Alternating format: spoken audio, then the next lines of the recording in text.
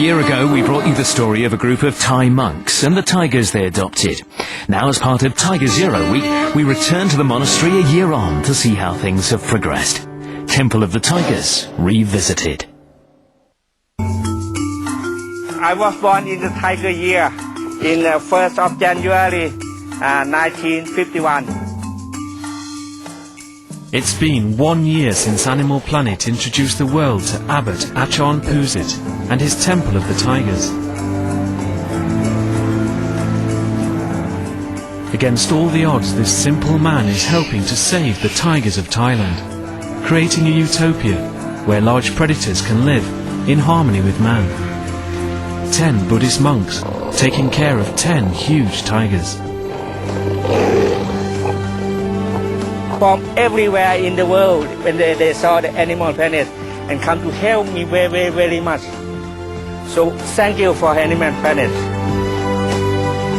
With the spotlight of the world on this unique place, has the abbot managed to achieve what many thought was impossible? 1 year on, what has become of the Temple of the Tigers?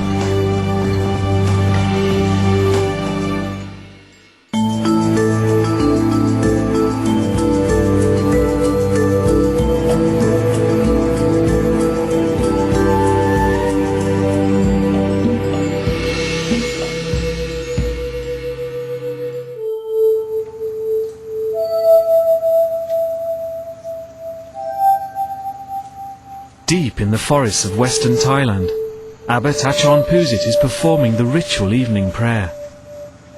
He must walk between the candles 49 times, but tonight it's not just a prayer of meditation.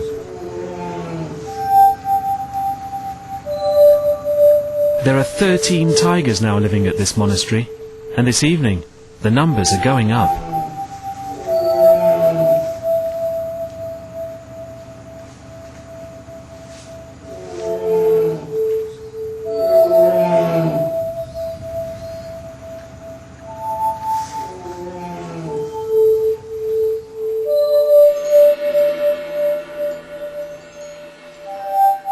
Tonight is just one female cub, but in perfect health.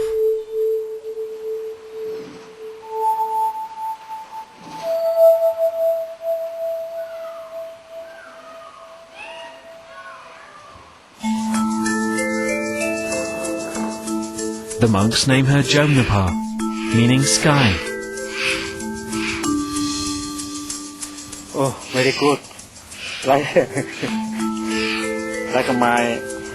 my daughter.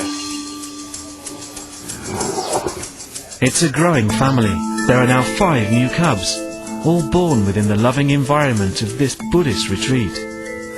Last year we have these 2 cubs. It's 4th of December, and that 2 cubs there, 2nd of August 2004. That's one. Before we have only 10 tiger. Now come up to 14. But nature is unpredictable, and just 1 day after the birth of Sky, the abbot is in for a surprise. In the night, one of the other female tigers has given birth to twins. No one even knew she was pregnant. These 2 cubs, they was born on 5:30 this morning. Unfortunately, it's the mother's first litter, and she isn't producing milk. The monks will have to hand-rear these 2 little brothers. So now, I'm feeding them with milk. All together, include this one, is 16 tiger. It's an exciting moment, but the new arrivals are a cause for concern. The place is changing. Some of course, when I start building, it's for this year. We spend much more money, and the monks they come to the jungle. They don't coming back. We don't know. And the tiger they was going up, and they have a lot of animals who was born here. The tiger population is growing at an alarming rate. The temple simply cannot keep up. The abbot had pinned his hopes on the completion of his Tiger Island project, meant to be a jungle island surrounded by a deep moat where all his tigers could wander freely amongst the trees. Work has been progressing in fits and starts for the last year, but now they are way behind schedule. Still they digging around because it's a problem of digging is the bomb. Bomb in here is very expensive and very hard to find. The deep moat is taking up all of the monastery's resources. No one had expected the bedrock to put up such a struggle. And whilst all the resources are being poured into the moat, the extra tigers are no closer to getting their new cages. The abbot's problems don't end here. He may have successfully raised 16 tigers, but he only has 4 monks now to look after them. Most of the monks from a year ago have now left the Temple of the Tigers. They were monks who had come to the temple not to look after tigers, but to follow Buddhist teachings and purify the soul. Monks live a very transitory life. They seldom stay at a monastery for more than a month or 2 before they go off deep into the forest to meditate. They often turn up at a different monastery and move on again after several weeks. The abbot is increasingly becoming a solitary figure in the monastery. He can no longer rely on monks to look after his animals. The monks they come to the jungle and to do the meditate by themselves. They will be coming back, or they don't coming back, we don't know. The monks have left the monastery when the abbot needed them the most. There are now 4,000 tourists visiting the monastery every month. Intrigued as to why a solitary Buddhist monk struggles on with a tiger sanctuary.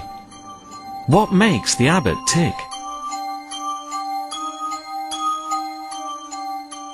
He's not keeping tigers here for the love of animals. He's doing this because he truly believes they are the reincarnated souls of other animals, or even people. In Buddhism, we believe that they come to rebirth in tiger. All of them. One night the abbot had a strange premonition about the old man who took care of the temple grounds. In the dream, he asked the abbot for a new life as a monk. In the early morning, in the next day, I heard the news.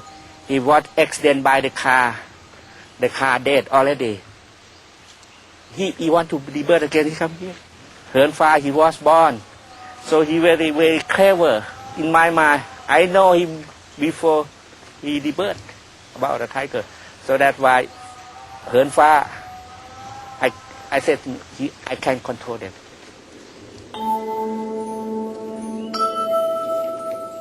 Two years ago, Animal Planet cameras filmed the cub the abbot believes is the reincarnation of his dead friend. The abbot had named him Hernfar, or Skywards. His twin sister was named Dalika, after the stars, as the abbot believes they are both gifts from heaven. Dalika, always a favourite of the monks, had a difficult start to life, suffering from a dislocated hip and a deformed rear paw. Today she still limps, but is otherwise in perfect health, a testament to the care and attention she has received throughout her short life. Her brother Hernfar is now a massive 180-kilo male. Whether or not he's the reincarnated soul of the monastery caretaker, he is a gentle giant. But not all the original cubs are as well behaved. Farmai, meaning New Day, and his sister, Sunshine, were the second set of cubs to be born at the temple. Tragically, New Day's sister, Sunshine, died when they were just a few weeks old. Following extensive checkups, New Day was deemed healthy and went on to become the centre of attention at the monastery.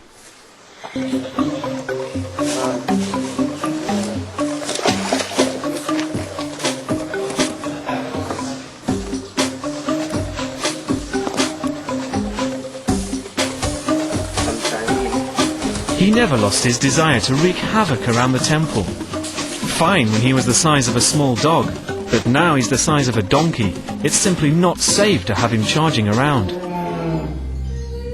The cute cubs of a year ago have become massive predators, and in 12 months' time, these new cubs will be the same size, and at the moment, they've got nowhere to live. The Temple of the Tigers is facing a crisis. A year on, and the abbot has only 4 monks, 10 cages, and 16 tigers. It's a major problem, and the abbot has had to come up with a drastic solution. He has decided that the monks are no longer to handle his tigers.